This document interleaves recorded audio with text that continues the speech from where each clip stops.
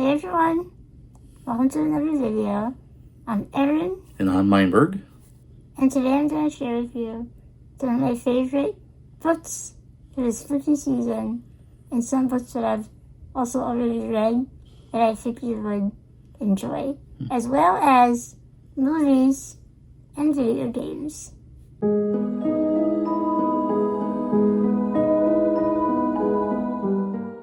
Halloween time is my favorite time of the year. I love anything spooky, anything gothic. I love witches. Mm-hmm. Yeah. How about you, Meinberg? Oh, I love horror. It's probably my favorite genre. Really? Yeah, I think so. I don't know if I like sci-fi or fantasy. I like those things too, but like horror is like really what gets me going. I've really been like into like web horror, like analog horror when it's good. Obviously, there's a lot of bad stuff out there. But like I love like the original Slenderman stories. I love What was that one that we watched? That was Slenderman. yeah. Right? That Everyman Hybrid. Not Everman Hybrid. Marble Hornets. mm-hmm. That was really spooky. Until it wasn't. Yeah. It kind of like got really silly. Yeah. But anyway, so here's some books that I think you should read and some books that I want to read. Mm-hmm. Without further ado, books. Mm-hmm.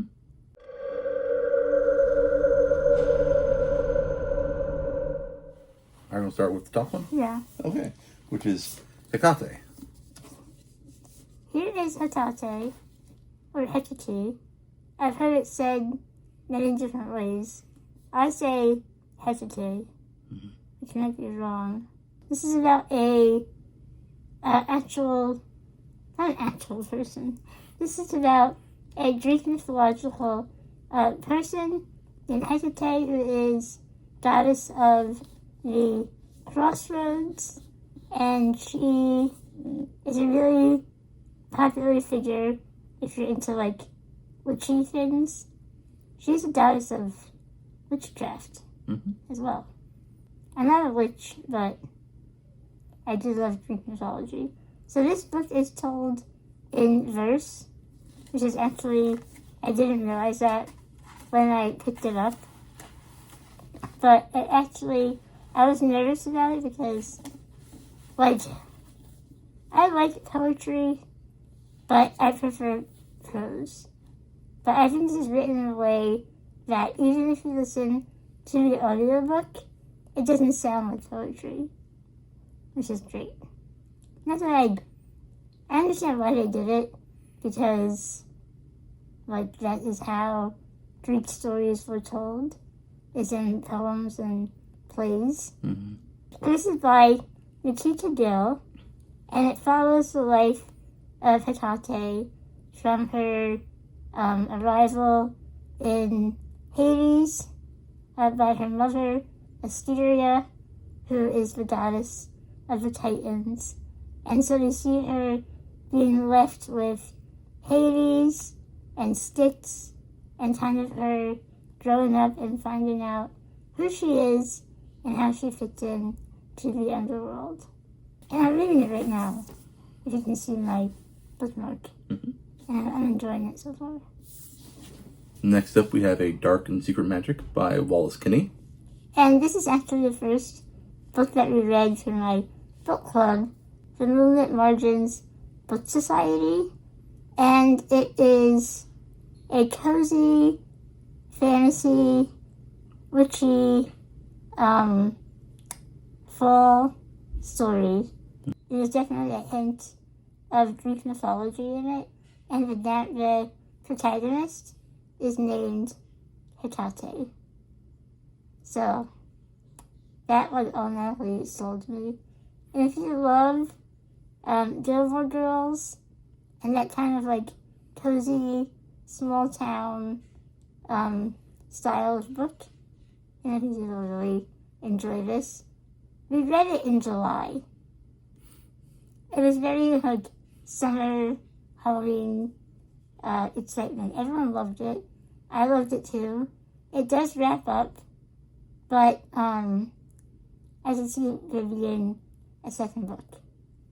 So this woman goes to a town with her, I think her aunt, and she's like meets somebody that she thinks is really cute, and he's perfect and amazing, but something is happening. And she's like, this is a little odd. And then shit happens, and it's really good. That was a terrible description of the plot, but that's what happened. The next is The Midwich Churches by John Wyndham. And if you've ever seen Village of the Damned, it is based on this book. And there's also going to be a series on AMC starting, I think, in November. So in this book, it's very short. This book is about a town where all the women become pregnant after this alien object lands in their town. And it's a mix of sci-fi, horror, and mystery. And I really enjoyed it because it's one of those books that starts off really small, like these two people driving into a town, and you're like, what's going on? And all of a sudden, like, the whole town becomes involved. And it's scary and creepy, and I loved it. And I think you should check it out. Can I have a sip of my drink? Yeah. I got Starbucks. Pumpkin spice latte. Mm-hmm. Okay. Oh, let me show off my cup sauce. I like this sauce that you put on your cups. And it keeps your cups, your drinks cold or hot, and you don't get all the sweat of the cup everywhere. I have this one, and I also have this one. Of course, I got all like the spooky Gothic sauce. Not sponsored, but please, if you're watching this and you work for this company called Java Sock, hit me up because I have like 10 of these. You do. I do. You do. The next book on the list, by the way, if I'm not showing you in person, it's because these books are on my Kindle or my audiobook. So this next book is The Whisper Man by Alex North. And legitimately, the only reason I found out about this is because it's narrated by my favorite actor, Christopher Eccleston. If you're into Doctor Who, he is the ninth Doctor on Doctor Who. Mm-hmm. This is and his voice is like, it just draws you in. You should read the phone book and I would be enthralled the whole time. Right? Do you agree? Oh, yeah. Yeah, definitely. He just has that, like, presence. Yeah. And he did narrate the Book Thief audiobook as well, and that was incredible. Anyway, this is The Whisper Man by Alex North, and it's a psychological thriller, and it's a multi-generational tale of suspense, and a father and son are kind of caught up in this investigation to catch a serial killer in a small town. Next up, we have The Bewitching by Silvia Moreno Garcia. Mm-hmm. Oh, here we go. I will say that I love this author, even though I only read 2 books and I only liked one of them. I loved Mexican Gothic, and I did not like Silver Nitrate. This is a witch book, so I have interest already. Mm-hmm. And it was 3 women in 3 different eras, and it's a horror novel about witchcraft and dangerous things. Yeah, I'm excited to read it. Sounds very interesting. Mm-hmm. Next up, we have Octavia Butler's Fledgling. Yeah. Which I'm going to very carefully take out of its box. Mm-hmm.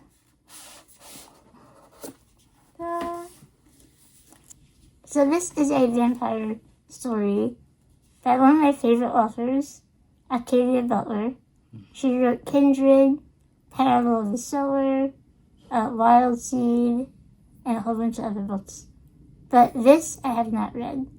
It is a very divisive story, and I've heard it's not her best, but I will reserve my judgment. I haven't read it yet. This is a story of a young girl who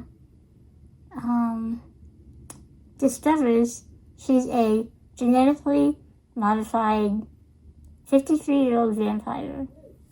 But she's also a child. So that I've heard is like kind of feel like uncomfortable about it. But apparently there's a reason behind it. And it's not like you think it is going in. I mean, I would trust Octavia Butler to handle difficult subject matter. Yes. Next is The Witch Haven Yes. by Sasha Payton Smith. Yep. This has been on my TBR, I think, for like 5 years. When did this come out? I don't remember. That's how long I've had it on my shelf. Which is odd because I love witches. 2021. Oh. Okay. Mm-hmm. There we go. This is a historical fantasy. Already I'm in love with it. It is a New York City, early 20th century, and this person is, they think she killed somebody, but she doesn't think she did either. She kind of like woke up one day and there's a dead body at her feet. So these people come and snatch her away to this academy for witches, and that's what I know about it. And there's also some romance, so I'm gonna read it this October. It's on the top of my list. Very nice. Next up is Bury Our Bones in the Midnight Soil by V. Schwab. So this is actually our October pick from my book club. Sign up down below on Discord to join. It's a very chill book club, and I want to talk to people about what I'm reading and what we're reading. It's a fun time.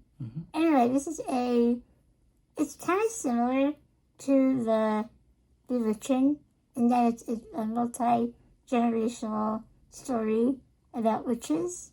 Although I think this is witches. Okay. It's 1500s, 1800s, and 2019. And 3 different points of view. And it's about immortality and hunger. I am a bit nervous because I either love or hate books that have multiple narrators, because I always find at least one narrator is really interesting, and you just want to stay with that voice. But we'll see. I did enjoy the other book, The Invisible Life of Addie LaRue. I love that. And I also thought that Gallant, I think, was okay. And I've read A Darker Shade of Magic, and that was okay. So hopefully I will enjoy this, because I do enjoy this subject matter. And I like historical settings as well. Next up we have Bat Eater by Kylie Lee Baker. Can I just point out for a second, look at this cover. Does this cover not, like, entice you to read it? Yeah. You got the subway, you got the creepy shadow. So this book is, I will say it is very, very graphic as far as The violence and blood and things. It's about a woman named Cora who witnesses her sister being pushed in front of a subway car, and the sister, the narrator, is also a crime scene cleaner. So she does clean up, like, blood and things. And she begins seeing all these bats at every crime scene. There's apparently like a serial killer happening. And it is set during COVID. And specifically, the title of this book references the racist comments people would make about people of Asian descent in the city or anywhere. So it is set in COVID times, very specifically for a reason. Yeah, it is about the racial tensions that occurred during COVID towards Asian people. And still to this day. Yeah. And before that too. Like I said, it's very graphic, but it's you cannot stop reading it. I loved it. Finally, we have My Heart is a Chainsaw. Yes. By Stephen Graham Jones. And yes, this is how the cover's not been ripped. Yes. I am not a slasher movie fan, but apparently I'm a slasher book fan because I love this book. It is about a high schooler named Jade who lives in this small town. I want to say in the Pacific Northwest, maybe. She lives near a summer camp where there was a mass killing at a summer camp by a slasher type person. And then she begins, 15 years later, she begins seeing things and she believes that there's going to be another tragedy coming soon. But you don't really trust the narrator because you're like, is she lying or is she imagining all this? And I always love the unreliable narrator. I just eat it up. It is very stream of consciousness. It's very unhinged. And I just love that point of view. Now, people either love this or they hate it. It's very divisive. It is very slow on purpose, but I truly enjoyed it.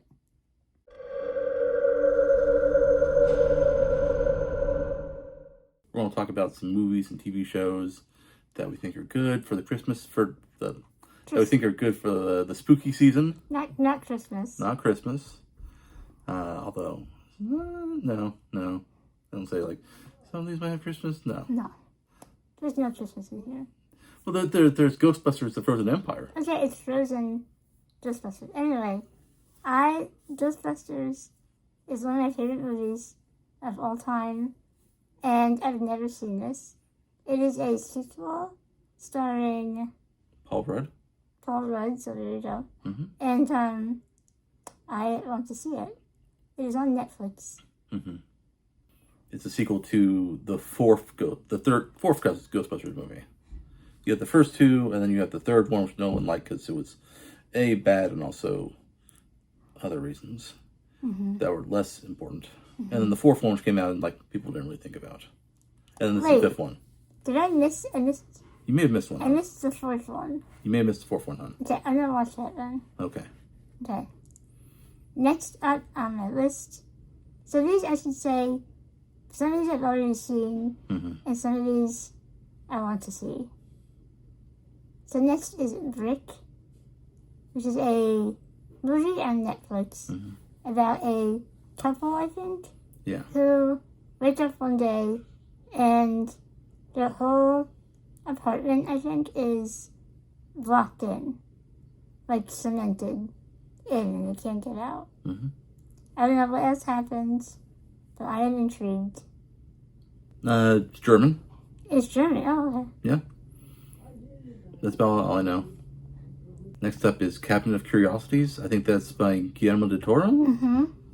I don't tend to like scary movies where I think things are gonna pop out at me.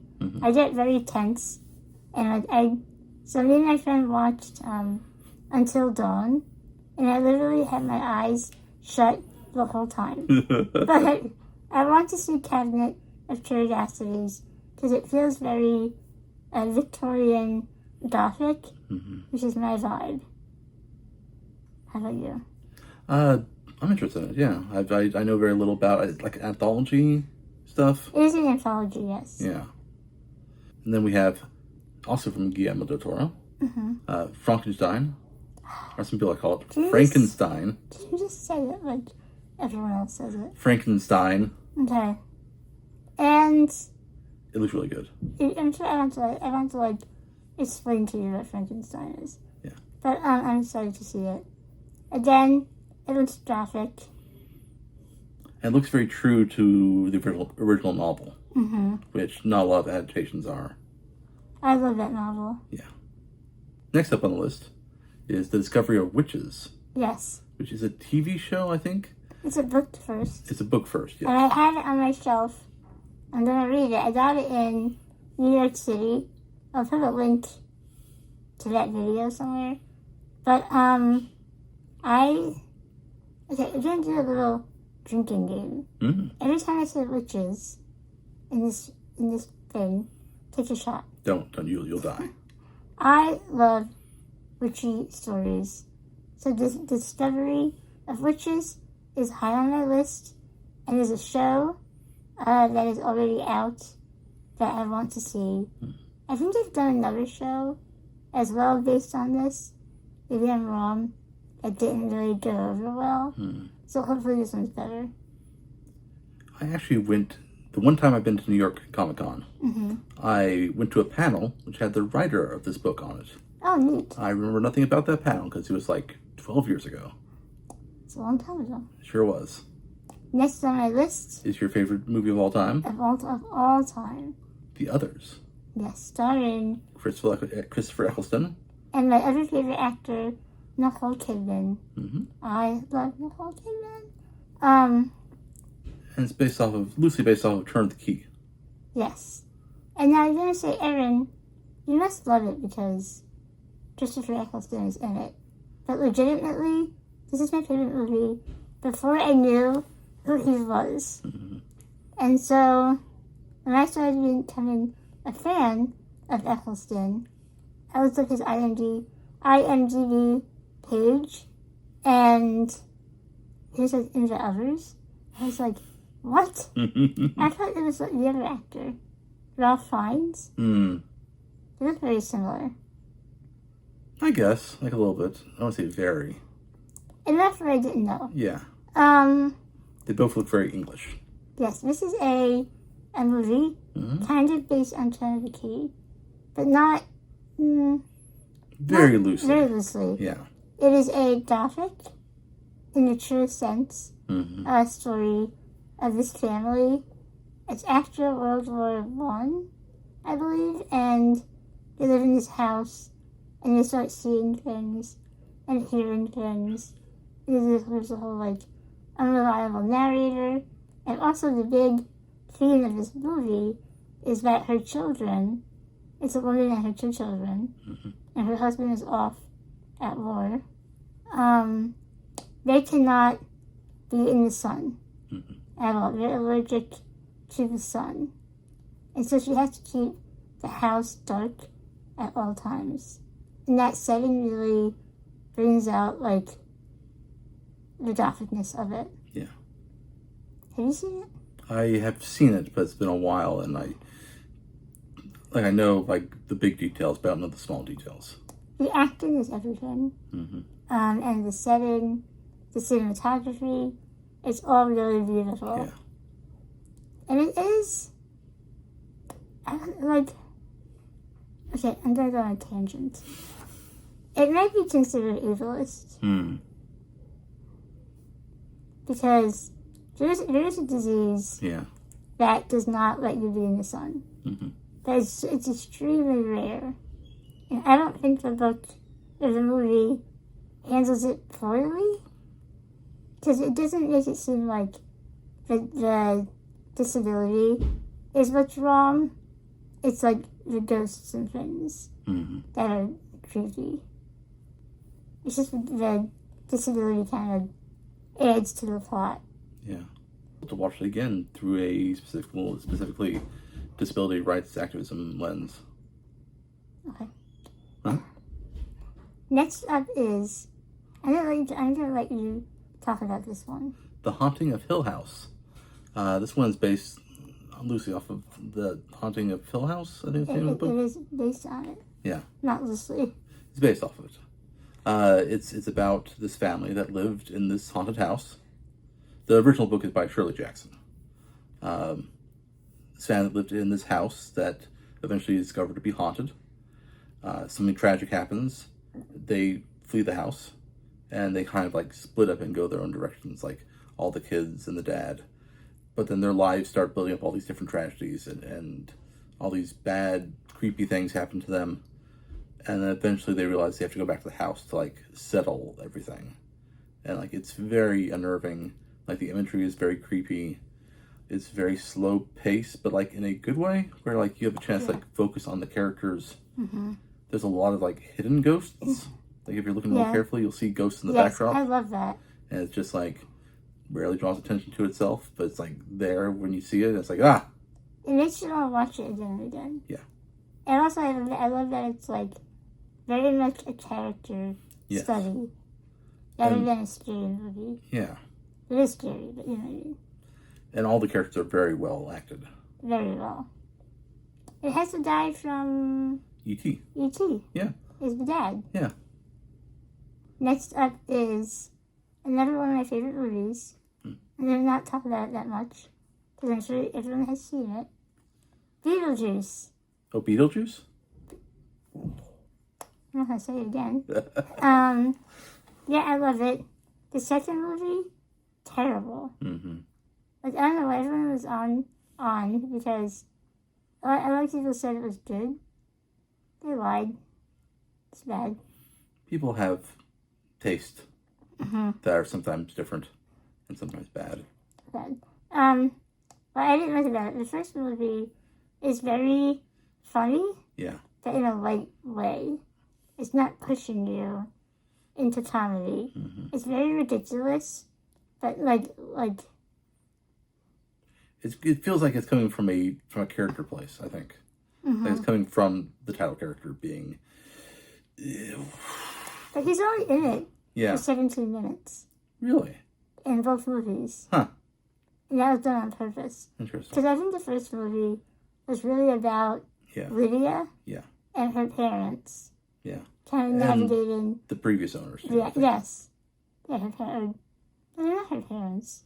What am I saying? The previous The owners previous of the house. owners of the house. Yeah. Who, spoiler alert, are dead. They did. That's the whole movie, huh? Yeah. But the second movie, it was trying too hard to be different, but also to Be the same. Yeah. And it didn't work. Yeah. I think the acting was good. That was it.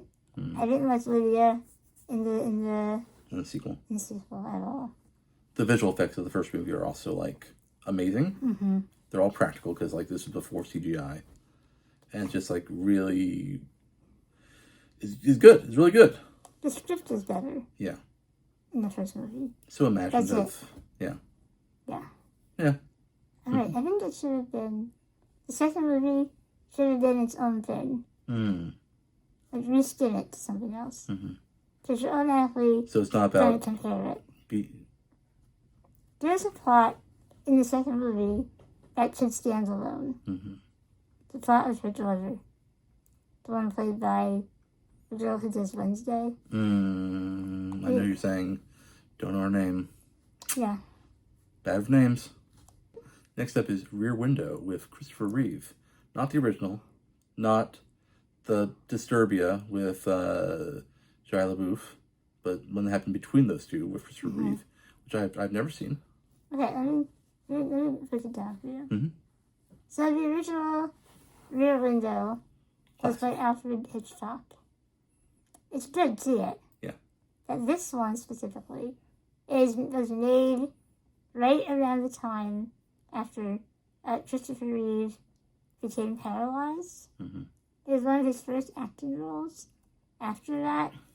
And as somebody who is also disabled, also has a trach and a ventilator, I felt seen in that movie. Yeah. Because there were things that happened that only somebody with a ventilator would truly understand. Mm-hmm. I don't want to give it away, but there's a scene at the end where I got like anxious because I felt what he was feeling. And if you don't know, it's about a guy who lives, I think in the original he was like injured or something. Yeah, broken leg. And he was looking out his window across the street, Mm-hmm. and somebody in the other house was murdered. I think it was an apartment. An apartment. Yeah. And so things happen. Mm-hmm. And it was well acted. I haven't seen it in a long time, like Christopher Reeve one. Mm-hmm. So I don't know how it stands up to today's disability, landscape. But I mean, even then, like, even now, like, casting a disabled actor as a disabled character is still, sadly, a high bar. yes, but it felt realistic to me Yeah. because they used a real actor with a disability. Yeah. And it's on YouTube for free. Okay. So check it out. Next, finally, For movies and TV. is Get Out. Mm-hmm. I saw it twice in like a month. It was so good. Have you seen it? I have seen it. Talk about it. It is about it's about race. Let's start with that. It's about a black man who's dating a white woman. He's going to visit her family for the first time. And like things seem perfect on the surface, but there's clearly something going on underneath that is distressing. It's an all-white community, except for like there are a few strangely placed black people in the social order, and like slowly unraveling like what's going on until like once the reveal happens, that it switches up and becomes very, very intense. Yes. And yeah, I think a lot of it is about like the racial history of the United States of America And current day. and current day. Yeah. There's also an element of disability that I think is interesting to talk about. Yeah. So if you've seen it, let me know in the comments. Might have to do like a specific like video talking about that.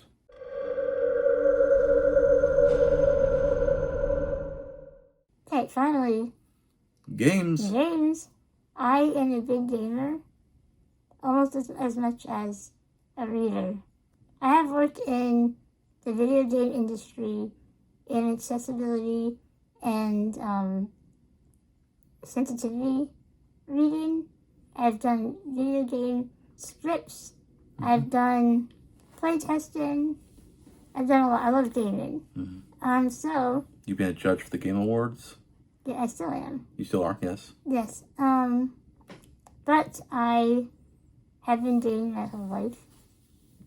And I love games. So, here are some games for the spooky season that you should play if you haven't already.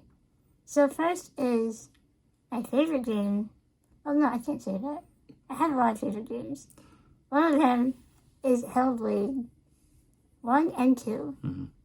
I feel like if you had to name one game as your favorite game, you'd probably say Hellblade, the first one. No, Not anymore? you know what I would say.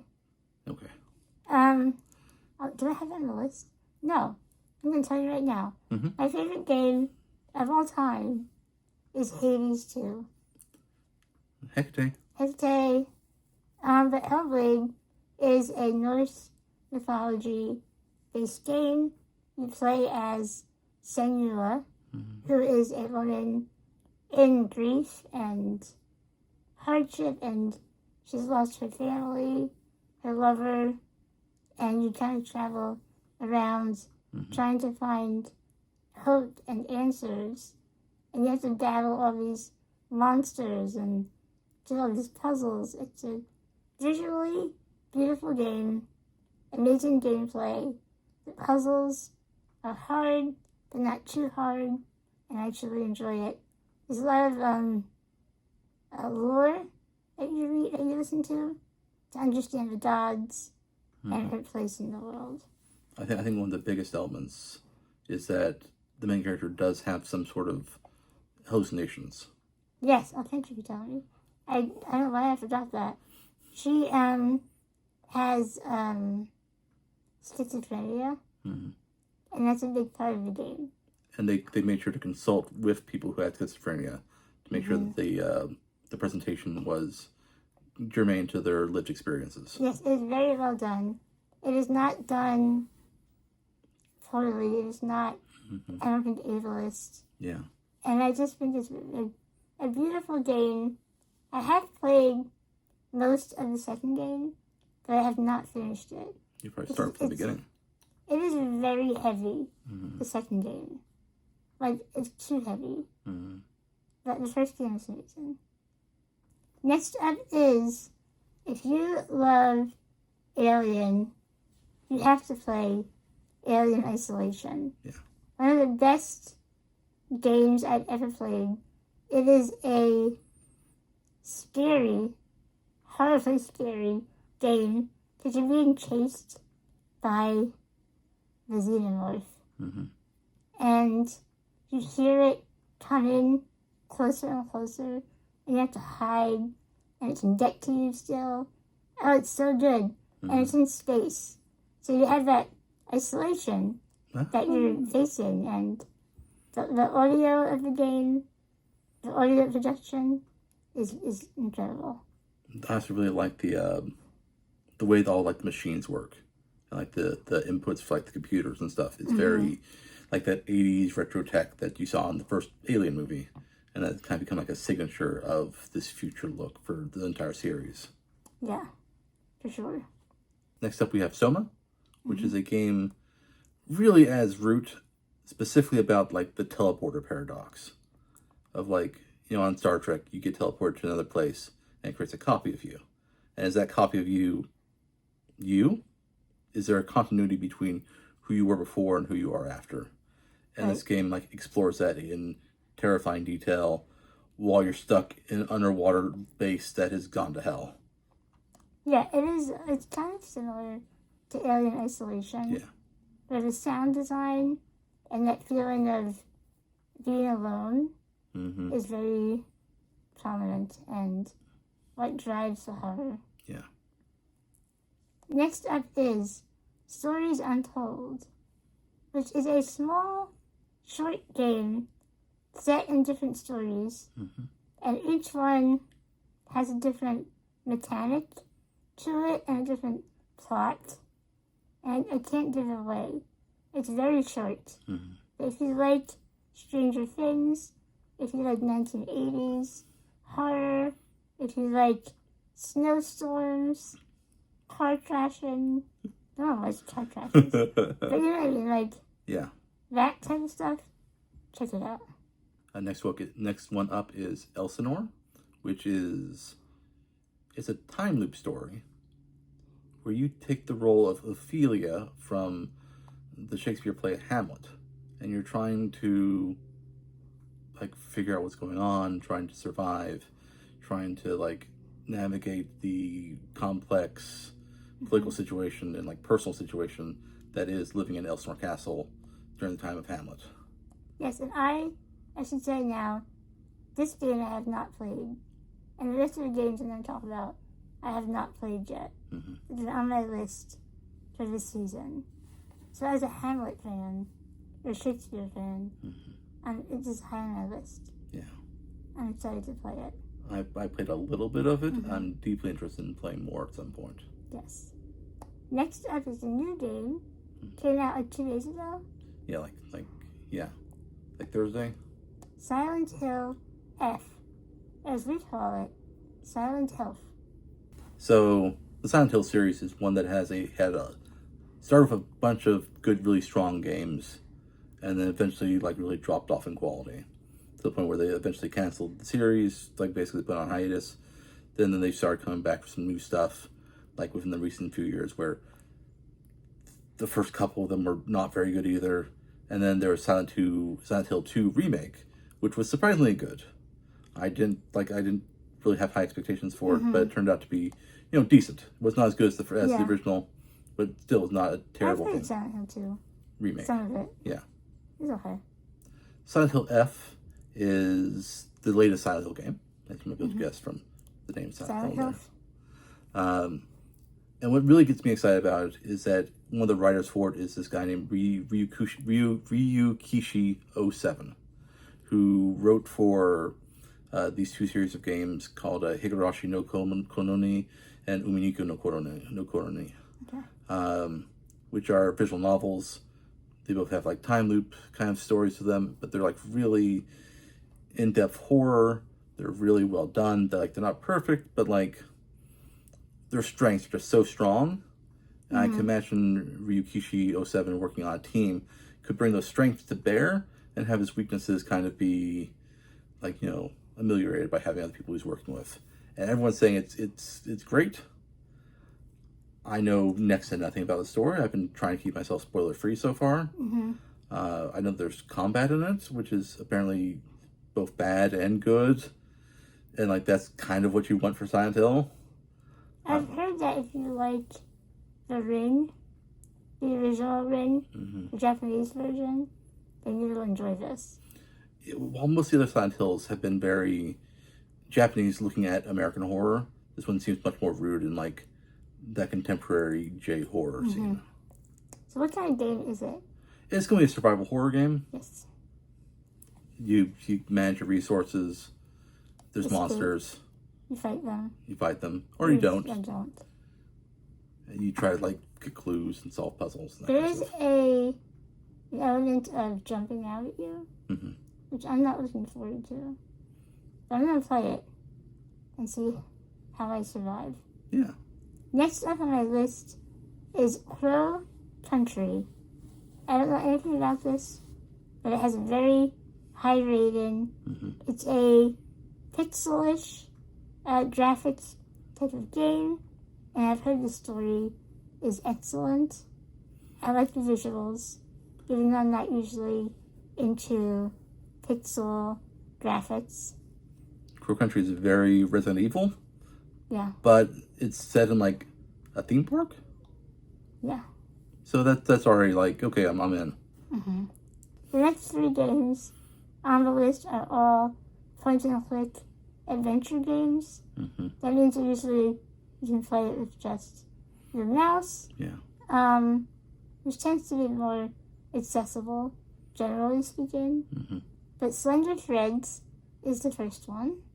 And that one's about like this like investigator coming to a town where there's been a bunch of strange murders and like trying to get to the bottom of that. And then the next one is Layla. Which seems much more character driven, like just trying like this character trying to find out who she is really, like trying to like come to an understanding and like emotional maturity, that kind of It thing. kind of looks like it reminds me of Alice in Wonderland. But like dark. Yeah.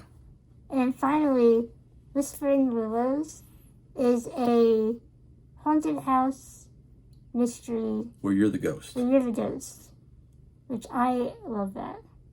And I'm excited to play all of these in October, in November, in December. Yeah. Yeah. So thank you so much for watching. Let me know in the comments what you thought of any of these movies or games or books. And thank you for watching. Have a good day. Have a good day, everybody.